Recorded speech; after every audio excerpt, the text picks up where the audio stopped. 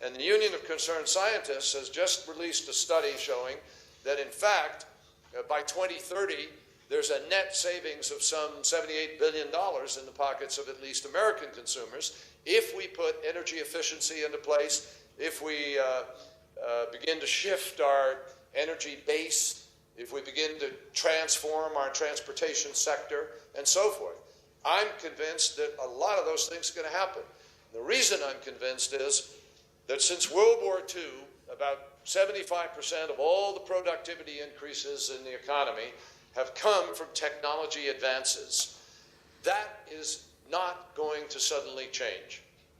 And our venture capitalists are already moving to look at clean coal technology, for instance. There's a venture capitalist in California who is taking to commercial scale a venture that actually takes CO2 out of the coal-fired flue and transforms it into a calcium carbonate that can be used as a concrete or cement replacement.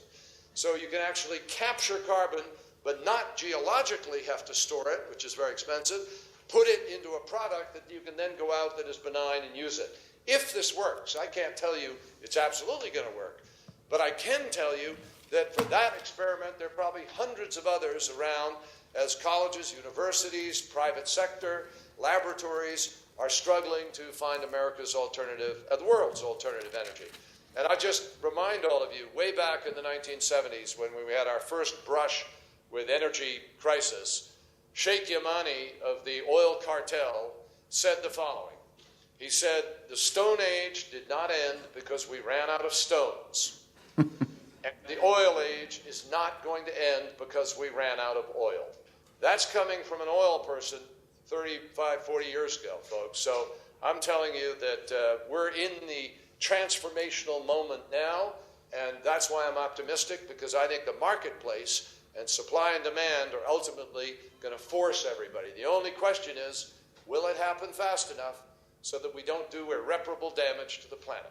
Let's get a little bit more specific, Senator, if we may. I've got one or two questions from the audience to pass on, and this comes from Anders Wijkman, who is a member of the European Parliament, who is here in the audience.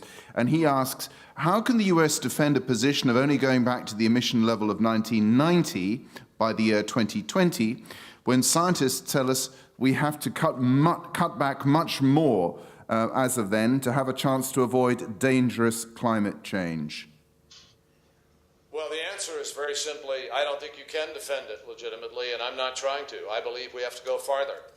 And I have met with our chief negotiators. We had a hearing yesterday with Todd Stern. I've personally met with Carol Browner, Steve Chu, our Secretary of Energy. I'm meeting with the President next week. I'm going to make it as clear as I know how that we have a responsibility to go net negative against not 2005 levels, but against 1990 levels. And it's my hope, if you look at what you have in the House of Representatives bill, and we've been working with Representative Henry Waxman and Congressman Ed Markey, they are currently at a 7% below 1990 level standard. That happens to also coincide with what USCAP, which is the United States Climate Action Partnership that represents a group of Fortune 500 companies, General Electric, Jeff Immelt, Florida Power Light, the American Electric Power, Cisco Systems, a whole group of people have come together, Dow Chemical, DuPont, companies you might not immediately think would be associated with this, and they are all pushing for the capacity to have a net negative reduction of up to the 7% on 1990 levels. So that's the standard I think we have to try to achieve. Now let me warn everybody, and I say perhaps you already know this over in Europe, but the science says we have to do more than that, and I want that to be clear. The Heinz Center, together with the MIT and Fletcher School of Law and Diplomacy, has supported a new analysis, a new modeling, and the modeling has been verified against all of the IPCC studies. And what this new modeling has done is taken the best offer of Europe. Europe says we're going to do 80% by 2050. America says we're going to do 80% by 2050.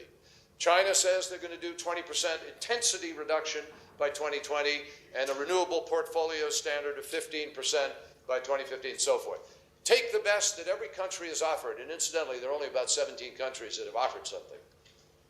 You factor it into the modeling, and by 2050, you wind up still with about 550 parts per million of greenhouse gases, which is way above the 350 to 450 people say we can tolerate, and you wind up with about 2.5 degrees centigrade increase in temperature, which is over the tipping point that scientists have talked about. So our best efforts currently talked about by anybody, Europe included, are insufficient, and we need to say this up front, to actually get the job done. Then why can we adopt something in Copenhagen that we know is less than what we know will get the job done? I'll tell you why. Because nobody has the ability to predict what happens once you make an international, national commitment of capital and of effort to move in a certain direction. And the history of that is borne out. I was part of the negotiations in 1990 when we did the Clean Air Act and we did sulfur dioxide, SOx, on acid rain. And in 1990, all of the industry came in and said to me and others, don't do this to us. It's going to cost $8 billion, it's going to take 8 years, and you're going to make us non-competitive.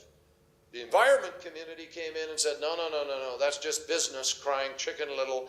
It's going to cost about $4 billion, it'll take 4 years. To the credit of George Herbert Walker Bush and Bill Riley and John Sununu, they did it. They signed on to it. We said no to the naysayers. And guess what? It took about 2 years, and it cost about $2 billion. And the reason is Moore's Law, folks. Every year, every 2 years, whatever, you can put more transistors on a circuit board, process more information. Same thing is going to happen here. If we commit billions of dollars of our economies and we set a standard for a goal where we're moving demand in a certain direction, it's just going to cascade, I believe. And so I think I'll take what we can get at Copenhagen, because what we can get is going to set that direction.